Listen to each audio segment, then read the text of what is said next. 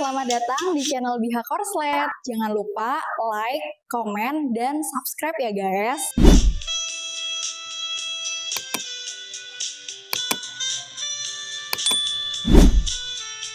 Bab 515. Foto itu diambil secara diam-diam oleh Lady Hill. Saat itu Nara sedang berada di rumah sakit. Saat Lady Hill menjenguk Nara, gadis itu tidak melihatnya, jadi dia diam-diam mengambil foto dengan ponselnya di luar pintu. Saat itu, Nara sedang duduk di ranjang rumah sakit dengan kepala yang dibalut perban. Ia melihat keluar. Ia tampak lembut dan manis. Lady Hill merasa foto itu terlihat sangat cantik, jadi dia menyerahkannya kepada Mrs. Spencer, putriku cantik, dan meskipun dia tidak tumbuh dalam keluarga Hill, dia tetap anak yang baik dan penyayang. Hanya ada satu kekurangannya. Nyonya Spencer menjulurkan lehernya sambil tertawa. Apa kekurangan Nona Hill? Kalaupun ada, kami tidak akan keberatan. Kalau dia tidak punya kekurangan, Gary tidak akan pantas mendapatkan keberuntungan seperti itu. Kami baik-baik saja asalkan dia tidak kehilangan lengan atau kakinya. Setelah mengatakan ini, dia tiba-tiba menyadari sesuatu dan segera mengoreksi dirinya sendiri. Astaga, lihat apa yang kukatakan. Bahkan jika dia kehilangan lengan atau kaki, itu akan baik-baik saja. Nona Hill bukanlah seseorang yang bisa dikritik oleh keluarga kita. Aku akan mengirimkan foto Gary kepadamu untuk ditunjukkan Nona Hill. Kalau begitu, mari kita tentukan waktu untuk bertemu. Ketika Lady Hill mendengar ini, tangannya berhenti sebentar, dan dia mengerutkan kening. Dia hanya menganggap Gary cocok tetapi telah melupakan sepupu dari keluarga Spencer ini. Ibu Gary sombong dan rendah hati terhadap mereka yang berkuasa dan kaya tetapi sombong terhadap mereka yang berstatus lebih rendah. Mungkinkah orang seperti itu tulus dan baik kepada putrinya di masa depan? Nara tidak bisa bicara. Penderitaannya tidak bisa diungkapkan. Dia terlalu lemah dan mudah ditindas orang lain. Lady Hill menarik kembali teleponnya, nada suaranya dingin. Baiklah, aku akan bertanya padanya terlebih dahulu. Nyonya Spencer sangat ingin melihat foto Nona Hill, tetapi dia merasakan sikap acuh tak acuh Nyonya Hill dan langsung terkekeh canggung. Kau tahu Gary. Dia baik hati dan tidak rumit. Jika Nona Hill bersama Gary, aku tidak akan mengganggu kehidupan pernikahan mereka.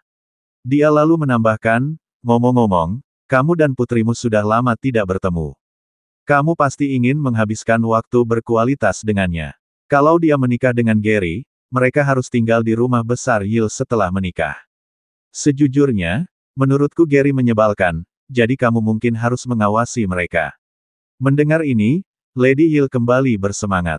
Tinggal di rumah besar Hill setelah menikah. Itu memang pilihan yang bagus untuk Nara. Senyum lebar mengembang di wajah Lady Hill. Baiklah, saya akan meminta pendapat putri saya. Saya baru ingat bahwa dia dan Gary kuliah di universitas yang sama. Itu kebetulan yang luar biasa. Nyonya Spencer tampak jauh lebih rileks setelah mendengar ini. Mereka berdua kembali mengobrol tentang hal-hal lain. Pada satu titik, mereka melihat staf rumah tangga sibuk keluar masuk dapur, dan Nyonya Spencer menjadi penasaran. Apa yang terjadi? Lady Hill mendesah. Itu anakku, Austin. Aku tidak tahu apa yang merasukinya. Dia memutuskan untuk memasak pagi ini dan hampir meledakkan dapur. Nyonya Spencer tertawa, Tuan Austin tidak pernah ditakdirkan untuk bekerja. Keira tidak tahu masalah antara keluarga Spencer dan Hill. Dia berada di kediaman selatan, menelepon Scott Martin. Scott terdengar kesal dengan pemahamannya yang buruk tentang Kreran. Di Krera, aku sudah cukup sering melakukan kencan buta sekarang. Keira bertanya, lalu, Scott mendesah, mereka suka sekali bertanya tentang pekerjaanku. Aku bilang aku menjual rumah. Mereka tampaknya agak meremehkanku. Keira mengernyitkan sudut mulutnya. Nada kesalnya berlanjut. Lalu mereka bertanya apakah aku boleh membelikan mereka barang-barang mewah. Dan kukatakan aku harus menjual rumah sebelum aku mampu membelinya. Mereka marah dan pergi, sambil berkata menjual rumah hanya untuk membeli barang mewah itu menyedihkan. Aku tidak mengerti. Tanpa menjual rumah, dari mana uang keluargaku berasal? Mengapa mereka begitu meremehkanku? Keira tidak tahu harus berkata apa. Ia hampir memutar matanya. Menjual rumah dan menjadi Taipan Real Estate itu berbeda, oke. Dia menarik napas dalam-dalam. Mungkin selera mereka kurang bagus, kurasa. Menurutku juga begitu. Ngomong-ngomong, akhir-akhir ini aku mendengar sebuah lagu yang cukup menarik, tetapi liriknya sangat aneh. Apa itu? 30% pesanan palsu, 70% pekerjaan rumah yang benar, apa maksudnya itu? Mungkinkah liriknya adalah 30% takdir, 70% kerja keras? Benarkah? Benarkah begitu? Keira menarik napas dalam-dalam. Tuan Martin, ada hal lain yang harus saya lakukan. Bisakah kita bicara lain kali? Tentu saja, kita akan mengobrol lagi setelah kamu menyelesaikan barang-barangmu. Scott menutup telepon. Keira mengusap pelipisnya dan mendongak untuk melihat Lewis dengan ekspresi muram. Keira tidak dapat menahan diri untuk berkomentar, dengan orang yang berpikiran sederhana seperti itu, apakah keluarga di belakangnya benar-benar sekuat itu? Dia sudah mengetahuinya sejak lama. Tugas keluarga selatan adalah menjaga hubungan baik dengan semua kekuatan besar. Meskipun dia tidak mengerti mengapa, perjodohan dengan Scott Martin mungkin merupakan cara keluarga selatan untuk menginginkannya bekerja sama dengan keluarga Martin dan menjaga hubungan dekat. Oleh karena itu, tugas ini tidak sulit untuk diselesaikan. Temukan hubungan yang tidak dapat dipatahkan untuk diikat dengan Scott Martin, dan hubungan ini tidak harus berupa pernikahan. Keira berinisiatif mendekati Scott untuk melihat apa kekurangannya dan melihat dari sudut pandang yang berbeda. Namun, Scott tampak seperti ekspatriat berpikiran sederhana yang sedang mengembangkan bisnisnya di Klera. Mengapa dia harus berusaha keras untuknya? Tepat saat itu, ponsel Keira berdering saat sebuah pesan masuk. Pesan itu berasal dari nomor itu lagi. Scott Martin menyukaimu. Dia pasti akan menghubungimu hanya dengan lambaian tanganmu. Apa yang membuatmu ragu? Keira mencibir saat melihat pesan itu. Dia menjawab, aku tahu kenapa kamu ingin aku menikah dengannya. Aku punya caraku sendiri. Pihak lain segera mengirim pesan. Sepertinya kamu tidak begitu bersemangat menyelamatkan ibumu, biar ku beritahu, ibumu tidak sabar menunggumu menyelamatkannya. Krisismu sudah tiba. Keira sedikit terkejut dan menjawab, apa maksudmu? Pihak lain menulis, sekadar pengingat, si rubah telah menghubungi Klera untuk menargetkan Anda. Jika Anda tidak segera menyelesaikan pernikahan dengan Scott Martin untuk mengamankannya, akan lebih sulit lagi untuk menyelesaikan tugas utama nanti. Keira mengirim pesan lagi. Siapa si rubah? Pihak lain menulis, domba, ini semua petunjuk yang bisa kuberikan. Tujuan si rubah datang ke Klera adalah untuk mengganggu tugasmu dan membuatmu kehilangan kualifikasi untuk kembali ke keluarga selatan. Jangan berpikir bahwa tugas yang telah kau selesaikan akan tetap selesai.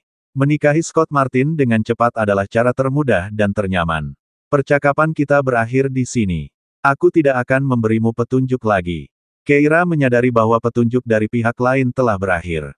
Dia mengerutkan kening, menarik napas dalam-dalam, lalu menatap Lewis. Si rubah mencoba mengganggu tugasku yang telah selesai. Tugasku yang telah selesai termasuk menikahkan Mary dan Alice.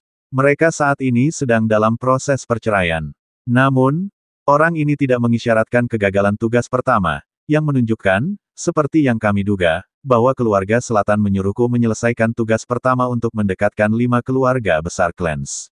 Jadi, selama tugas kedua dipastikan selesai, tugas pertama dapat diabaikan, oleh karena itu, tujuan si rubah adalah mengganggu kerjasamaku dengan 5 keluarga besar.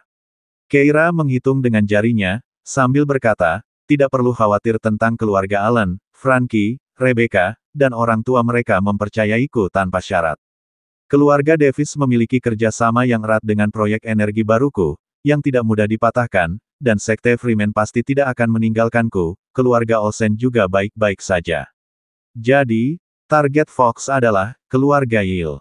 Keluarga Yale awalnya memiliki hubungan yang tegang dengannya, mencapai titik di mana kolaborasi tampak mustahil. Pada satu titik, Keira mengira dia tidak dapat menyelesaikan tugasnya. Jika bukan karena status Nara yang unik, dia mungkin tidak akan mengubah musuh menjadi teman dengan Lady Yale. Nara, Keira tiba-tiba berdiri. Kita harus memeriksa Nara. Sesuatu mungkin telah terjadi padanya. Lewis segera mengangguk, berdiri, dan bergegas keluar bersamanya. Bab 516. Keira dan Lewis melaju cepat ke gang kecil tempat Matias dan Nara tinggal. Mobil masih terparkir di luar. Keduanya bergegas masuk ke dalam rumah, hanya untuk melihat Matias sedang membuat sup di dapur. Keira langsung bertanya, di mana Nara? Matias menjawab, Nara pergi ke kediaman Yale. Keira tercengang. Apa? Matias melanjutkan, Nara bilang dia punya sesuatu untuk didiskusikan dengan Lady Yale, jadi dia pergi ke sana. Kira, Kenapa kamu datang? Apa ada yang salah? Keira mengerutkan kening. Akan mudah jika Fox atau si rubah ingin menyabotase kerjasamanya dengan keluarga Yil. Jika sesuatu terjadi pada Nara, itu sudah cukup. Meskipun Keira tidak seharusnya dimintai pertanggungjawaban jika sesuatu terjadi pada Nara, mengingat tingkat paranoid Austin dan Lady Yil, Keira tidak dapat mengesampingkan kemungkinan dirinya sendiri terlibat. Kolaborasi antara Nora Research Institute dan keluarga Yil pada akhirnya adalah sesuatu yang bisa mereka tinggalkan. Lagi pula, hanya Nara yang paling penting bagi Lady Yil dan Austin. Keira mengira sesuatu akan terjadi pada Nara, tetapi dia tidak menyangka Nara akan mengambil inisiatif untuk pergi ke kediaman Yil. Keira bertanya, mengapa Nara pergi menemui Giles? Matthias berkata, saya tidak yakin. Dia tidak mau memberitahu saya. Keira mengerutkan kening, lalu melirik Louis, dan keduanya memutuskan untuk memeriksa kediaman Yil.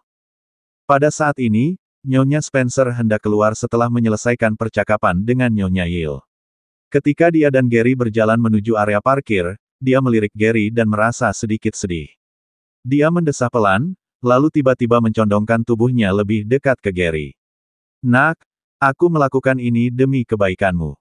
Tolong jangan salahkan aku. Saat kamu sudah dewasa, kamu akan mengerti niat baikku. Gary menundukkan kepalanya, terdiam, memancarkan aura suram. Ia mengepalkan tangannya rata-rata. Bu, aku tidak tahan hidup tanpa Nara. Aku benar-benar sangat menyukainya. Dia menatap Nyonya Spencer. Haruskah aku meninggalkannya? Nyonya Spencer mengerutkan kening. Berhentilah mengomel soal ini. Dalam hal lain, aku bisa mengalah, tapi tidak dalam hal ini. Dia menatap Gary. Lupakan fantasi ini. Kau dan Nara itu tidak mungkin. Setelah mengatakan itu, dia melangkah maju dengan langkah lebar. Kepala Gary terkulai sekali lagi seolah-olah jiwanya telah diekstraksi. Hanya menyisakan mayat berjalan. Dia mengikuti Nyonya Spencer ke tempat parkir dan masuk ke dalam mobil. Begitu mobil mulai melaju dan meninggalkan gerbang, dia melihat keluar. Dia tidak ingin berinteraksi lagi dengan Nyonya Spencer. Namun, saat mobil hendak keluar dari gerbang, dia tiba-tiba melihat sekilas sosok yang dikenalnya. Gary langsung berteriak, hentikan mobilnya. Nyonya Spencer mengikuti arah pandangannya, lalu memerintahkan pengemudi, jangan berhenti. Jika kau tidak berhenti, aku akan melompat keluar. Pintu-pintu belum terkunci karena mobil baru saja dinyalakan dan tidak melaju kencang. Gary membuka pintu mobil. Nyonya Spencer langsung terkejut. Hentikan mobilnya sekarang juga. Mobil itu berhenti mendadak, dan Gary langsung melompat keluar dan berlari ke arah Nara. Nara, kenapa kamu di sini? Nara mengeluarkan buku catatan untuk menulis.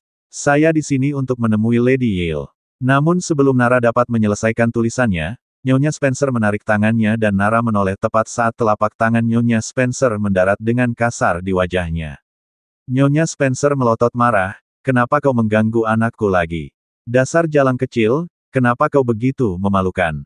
Kau tidak bisa hidup tanpa seorang pria. Anakku sudah bilang dia sudah putus denganmu. Gary mendorong Mrs. Spencer menjauh dan melindungi Nara di belakangnya. Bu, kenapa ibu harus memukulnya? Kenapa aku harus memukulnya? Mrs. Spencer melangkah maju, mendekatkan wajahnya ke wajah Gary. Apa pentingnya kalau aku memukulnya? Apa kau ingin membalasku? Baiklah, kau lakukan itu untuknya. Ayo, pukul aku di sini. Gary makin frustrasi dengan kejenakaannya. Bu, cukup. Mana mungkin aku bisa memukulmu? Nyonya Spencer mendengus. Lalu mengapa kau menanyaiku? Dia meraih lengan Gary dan mendorongnya ke samping, lalu menghadap Nara. Biar ku beritahu. Kau lihat, putraku datang hari ini untuk bertemu dengan Nona Yale. Nona Yale sudah menyerah, dan Nona Yale juga sangat puas dengan putraku, jadi menyerah saja.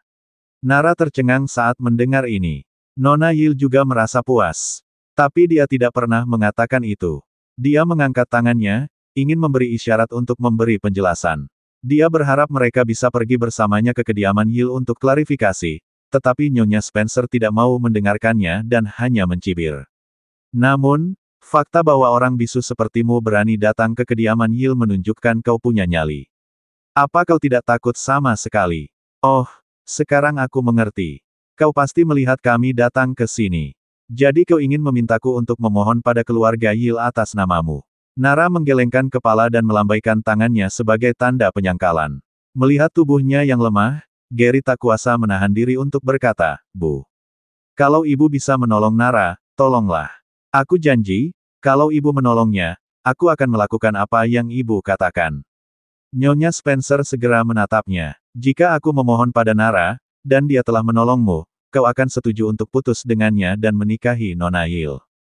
Gary terkejut. Sementara itu, Nara melambaikan tangannya dengan panik, menggelengkan kepalanya, mencoba menyampaikan kebenaran kepada Gary.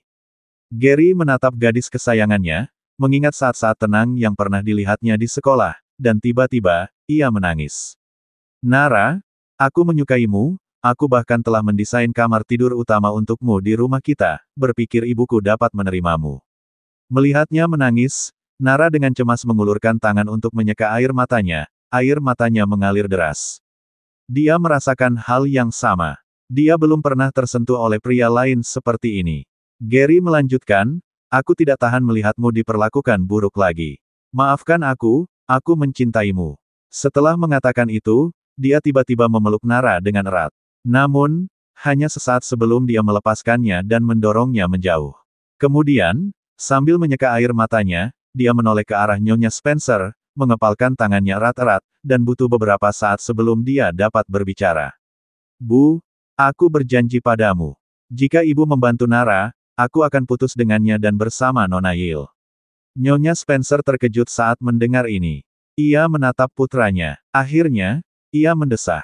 "Baiklah, aku akan mengantarmu kembali ke dalam dan mengucapkan beberapa patah kata yang baik untuknya kepada Lady Yil. Setelah selesai, kau akan membawanya pergi. Usir dia dari Clans dan pastikan dia tidak pernah kembali lagi." Gary mengangguk dan menatap Nara. Karena tidak dapat berbicara, Nara dengan cemas memberi isyarat sepanjang waktu, tetapi ketika dia melihat mereka akan menemui Lady Yil, dia menghela napas lega dan mengangguk. Begitu dia melihat Lady Yil, semuanya bisa dijelaskan. Saat Nyonya Spencer dan Gary menuju kediaman Yil, Nara mengikuti mereka. Nyonya Spencer mengerutkan kening padanya. "Kamu tunggu di luar. Aku akan masuk dan menemui Nyonya Yil. Keluarga Yil bahkan mungkin tidak akan mengizinkanmu masuk, kamu akan menjadi pemandangan yang tidak sedap dipandang jika mereka datang." Bab 517. Gary dan Nara berdiri di luar pintu dan mengangguk kepada Nyonya Spencer.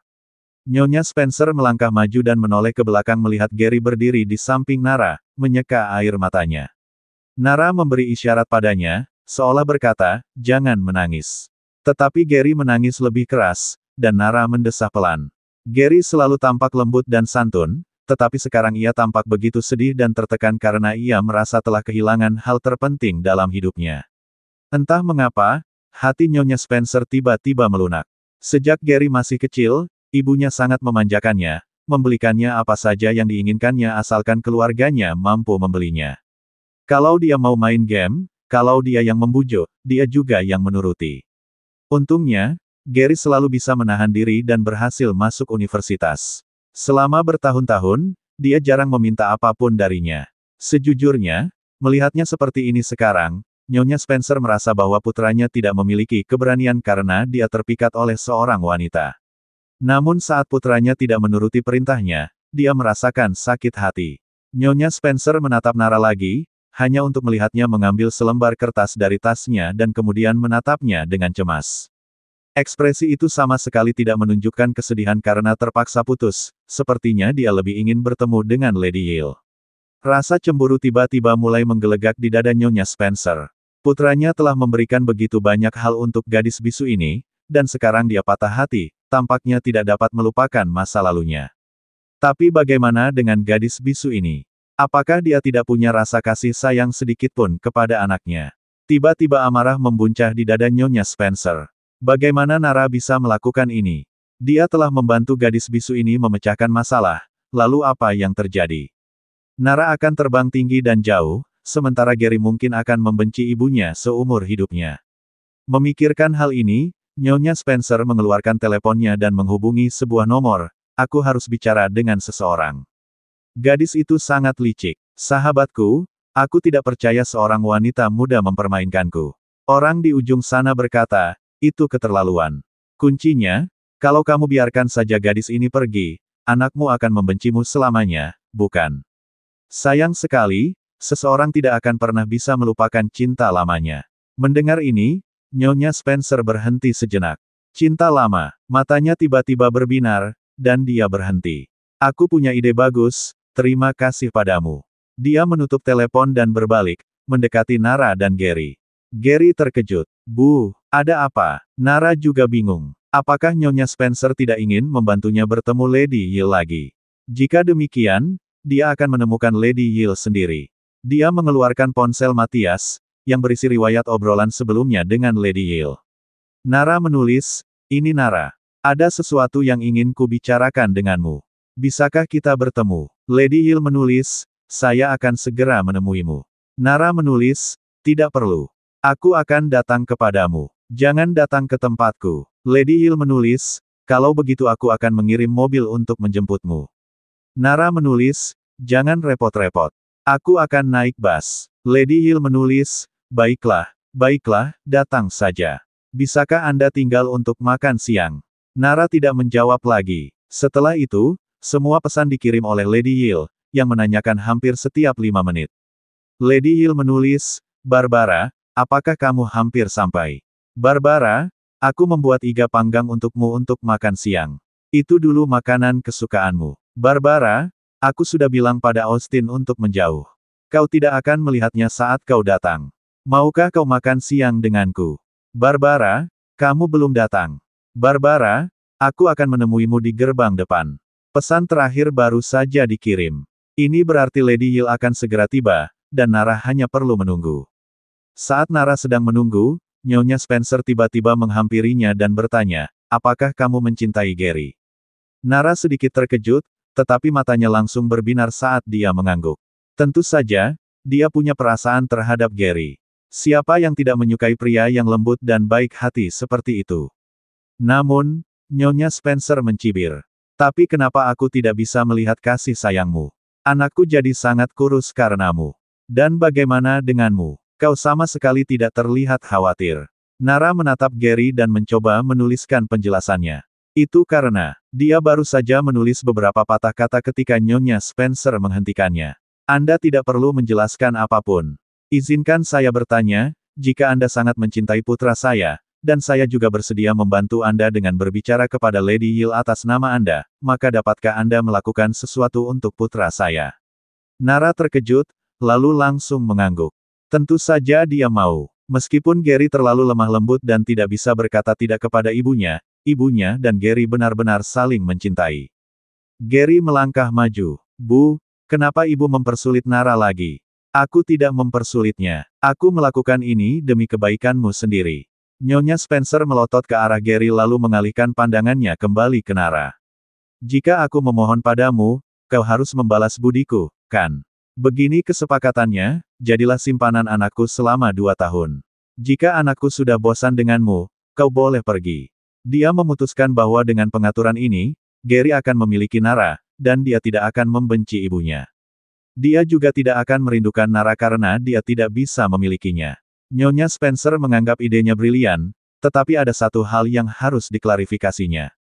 Tetapi Anda tidak boleh mempublikasikannya atau membiarkan keluarga Yil mengetahuinya. Anda dan Gary boleh hidup bersama, tetapi Anda tidak boleh hamil.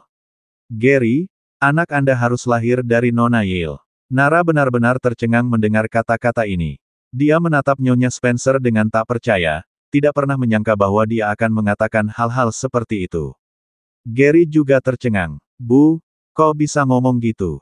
Nyonya Spencer memulai. Gary, apa yang salah dengan perkataanku? Kau menyukainya. Tidakkah kau ingin bersamanya? Jika memang begitu, bukankah saranku merupakan ide yang bagus?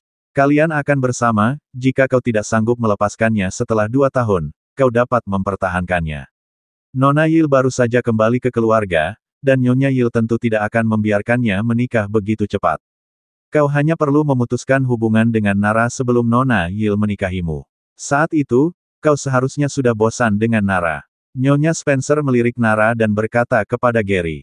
Dia sangat hambar. Setelah tidur dengannya beberapa kali, kau akan menyadari tidak ada yang istimewa tentang itu, cinta tidak berarti apa-apa sama sekali. Tunggu sampai kau seusiaku, dan itu hanya rasa bosan yang sama-sama ada. Dia kemudian menatap Nara. Selama kau setuju dengan syarat-syaratku, aku akan berbicara dengan Lady Yil untukmu. Aku akan memastikan keluarga Yil tidak akan mengganggumu atau saudaramu lagi. Kau setuju? Bab 518. Nara mengepalkan tangannya erat-erat. Rasa malu yang belum pernah dirasakannya sebelumnya menyeruak ke dadanya. Dia menatap Mrs. Spencer dengan marah, lalu perlahan menoleh ke arah Gary, sambil memberi isyarat dengan tangannya. Apakah itu juga yang kau pikirkan? Itu kalimat yang sederhana, jadi Gary memahaminya. Dia langsung menggelengkan kepalanya. Tidak, Nara, jangan salah paham. Nara menghela napas lega. Namun, Nyonya Spencer tiba-tiba berkata, Gary, kamu yakin tidak berpikir seperti itu? Karena jika aku menolongnya, dia akan meninggalkanmu. Komentar itu membuat Gary terdiam sejenak sebelum menatap Nara dengan pandangan enggan. Nyonya Spencer melanjutkan, Nona Yil masih muda. Dia mungkin tidak akan menikahimu selama 5 tahun lagi, yang berarti kamu punya waktu 5 tahun untuk menjaga Nara. Aku bertanya lagi, apakah kamu yakin tidak ingin melakukan itu? Itu akan menjadi pilihanmu sendiri, dan nanti, itu tidak akan ada hubungannya denganku. Gary terdiam. Ia menatap Nara dengan penuh gairah, dan keserakahan yang nyaris tak terlihat terpancar di matanya. Ia ingin mempertahankannya. Ia cukup mencintai Nara hingga berani melawan ibunya, tetapi ancaman pembunuhan dari ibunya membuatnya tidak punya pilihan lain. Jika memungkinkan, ia tentu tidak ingin melepaskan Nara. Namun dalam rencana ini, Nara lah yang akan paling terluka.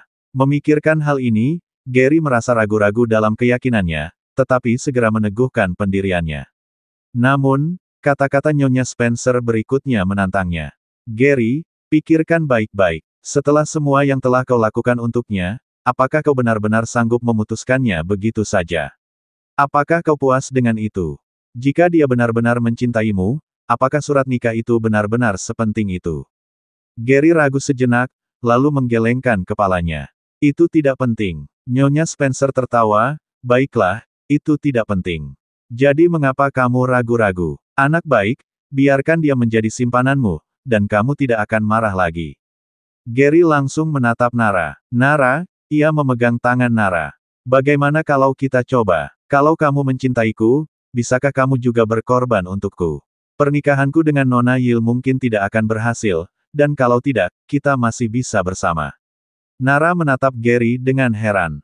Sebelumnya, Mrs. Spencer memaksa Gary untuk menikah dengan Miss Yil dengan mengancam akan bunuh diri. Jika Gary memilih untuk menuruti perintah Mrs. Spencer, Nara hanya akan menyesal mengakhiri hubungan mereka. Ia tahu kekurangan Gary, ia terlalu patuh pada ibunya. Ia seperti anak kecil yang tidak pernah tumbuh dewasa.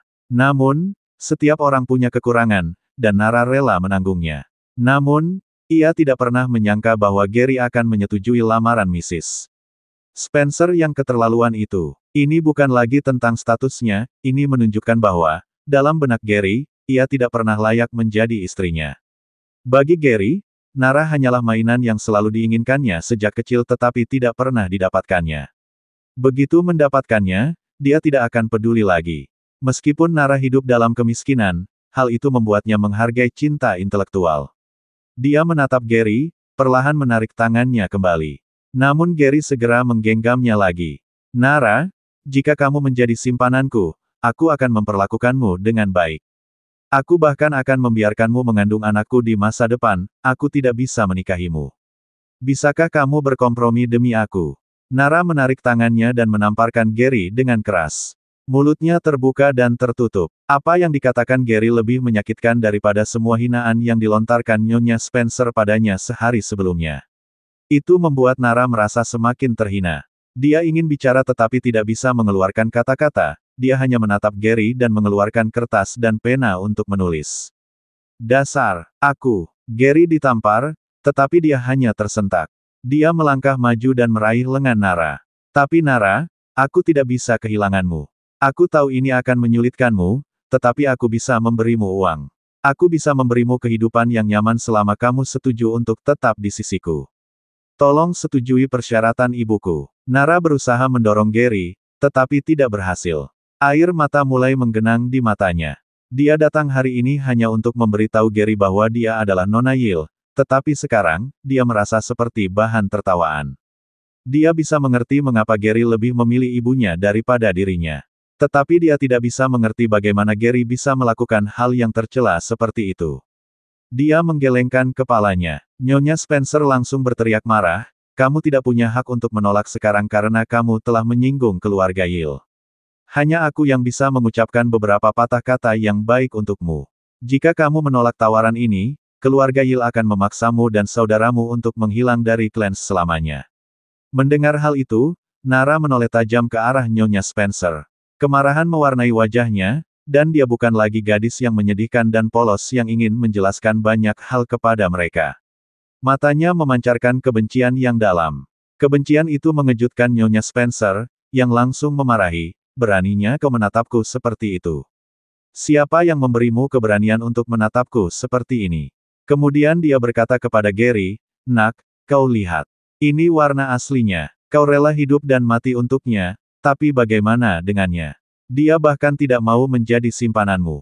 Dia pasti mengincar kekuatan keluarga kita, takut menjadi simpananmu selama beberapa tahun akan membuatnya tidak punya apa-apa pada akhirnya." Gary menatap Nara. "Aku bisa memberimu uang." Tampar. Nara menamparkan wajah Gary dengan keras lagi. Ia melotot ke arahnya. Semua kelembutan masa lalu seakan berubah menjadi racun saat itu, menekan dadanya, membuatnya sulit bernapas.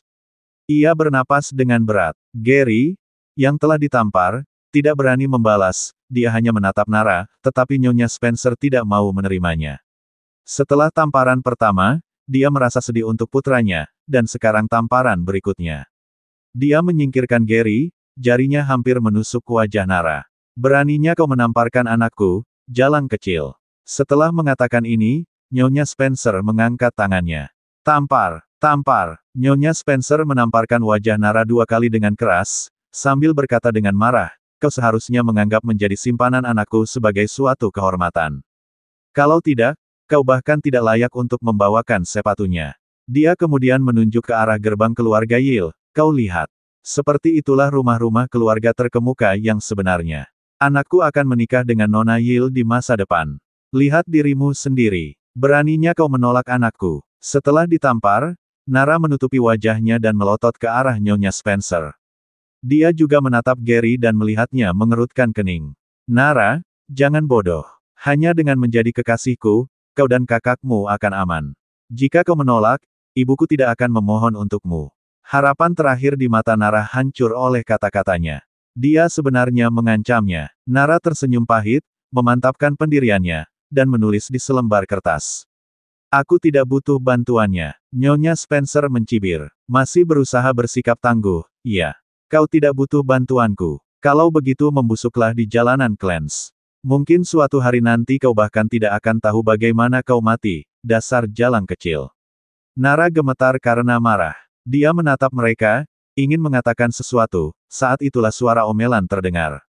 "Apa yang kalian lakukan?" Mereka semua berbalik dan melihat Lady Yale melangkah ke arah mereka. Bersambung.